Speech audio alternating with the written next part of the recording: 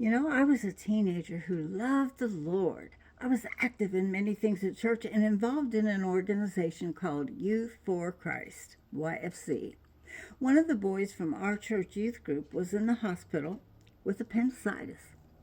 I went to visit a few times, and he told me of a young man that they had brought in the night before from a terrible motorcycle accident. Then I got a call from the secretary of YFC telling me that a young man that they had been witnessing to had been in this motorcycle accident. Yes, it was the same person.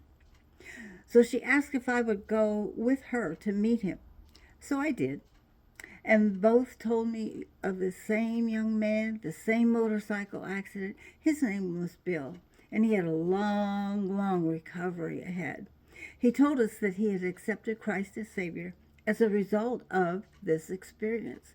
He had been a motorcycle gang member and did many, many bad things. He wanted to change his life and serve God. So we all became good friends. And he came to YFC and began to work with actually delinquent teens. And he and I became partners in working with teens in Youth for Christ. So did God send us? Did God create our meeting?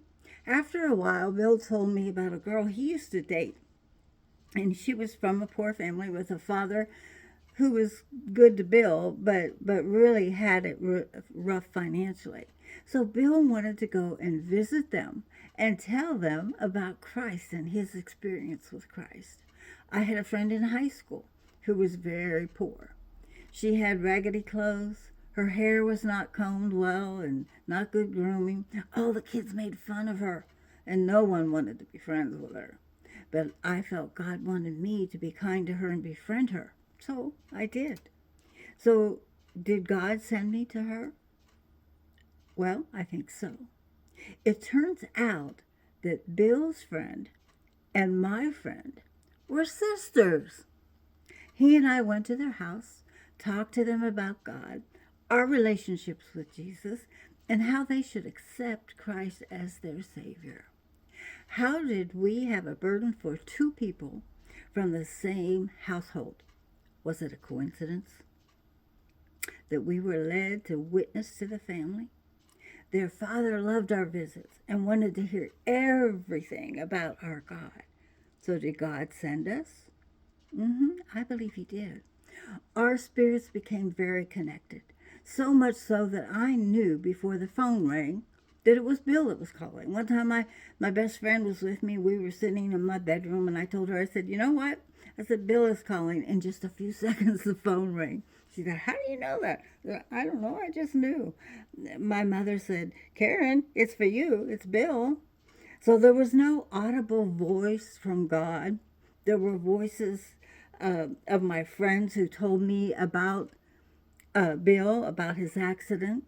And we both had feelings about the people that had need for God and our carrying messages to them.